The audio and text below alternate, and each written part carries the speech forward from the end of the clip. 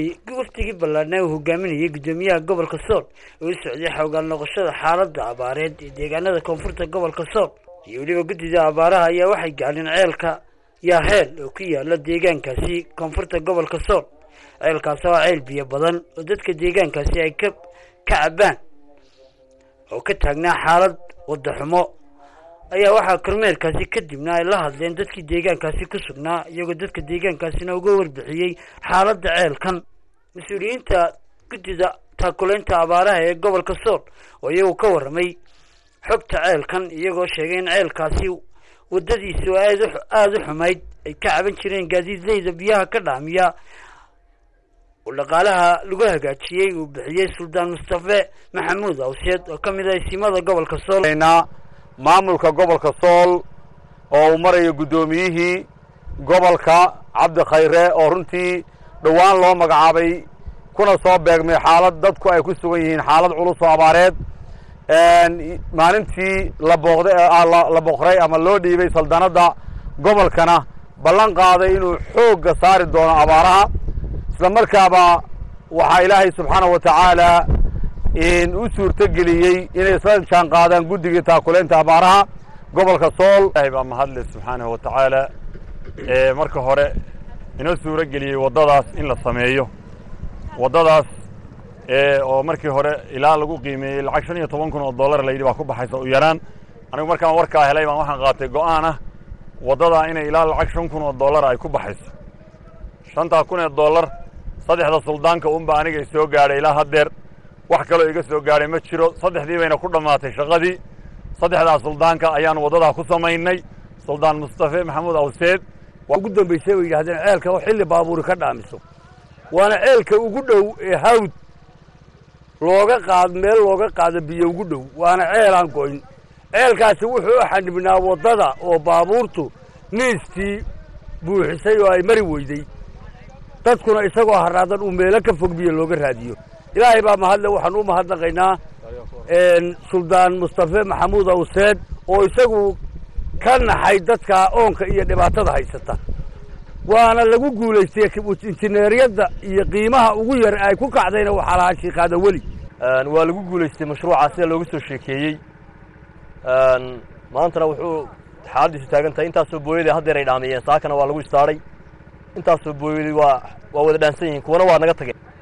waxaan u mahad celinayaa suldaanka insha Allah ka qayb qaatay hawshan. ilaahay khayr iyo barako adduunka ha ku siiyo aakhirana miisaanka xasanaadka Allah ugu buuxiyo. cid kasta oo maqan ummadan xaaladu waxay maraysaa ceelka yar ee la isugu yimid ee Yaaheel biyihiisa yarka ah waxa lagu qaadayaa waxa weeye hanti weeye. xooli way dhamaadeen. saaka waxaan arkayay doofaar dhabada taagan oo dhacaya oo labada baawd ka leexan waayay. dameerihi baa la mid ahaa taagnaa. xoolihii kale iyaga hadalkooda daa ummadan cidii u maqan ee ka naxaysa ee islaam ah ama la dhalatay ee dub la wadaagta waxaan leenahay maanta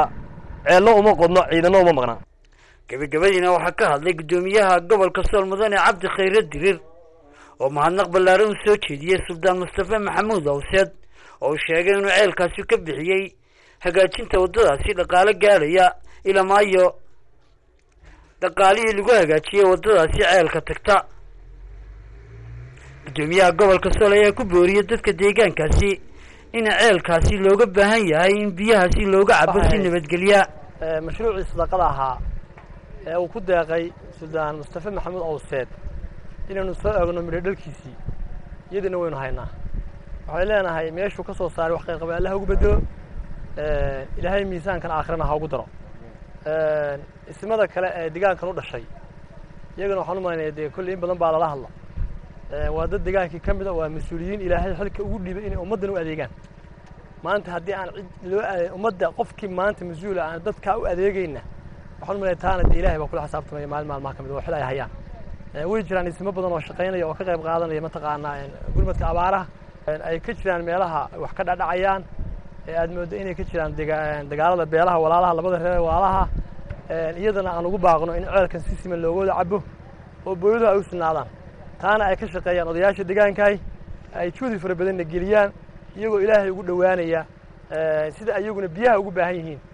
xoolahoodu biyaha ugu baahan yahay dadkoodu biyaha ugu baahan yihiin in kuwa yaga la mid ah oo aan soo gaari karno aan soo gaarsiin karin xaaladda ammaan darro iyadana ay ka qayb qaataan oo ilaahay ku dhawaadaan taa waa ku adkaynayaa booyadleyda waxaan leeyahay markii hore dadka u shaqeynayseen isagoo ceelku iyo wadadiisu sidan ka adkayd iyadoo candhooyinkooda kaga jabi jireen iyagoo xaalad adag kale ku nijisteen maadaama maanta ceelkii la sameeyey oo suldaanku lacagtiisa ku daaqay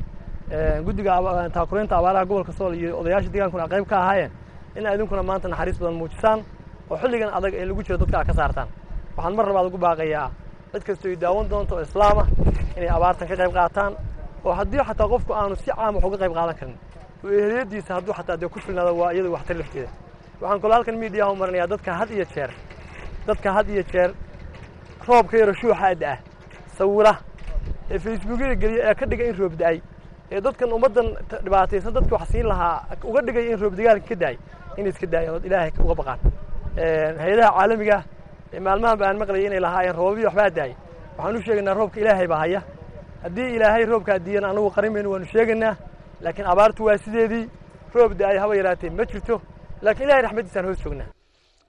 وبرخ عمر أحمد وربعان تقرن كتمرد السومالي لان لا سعنود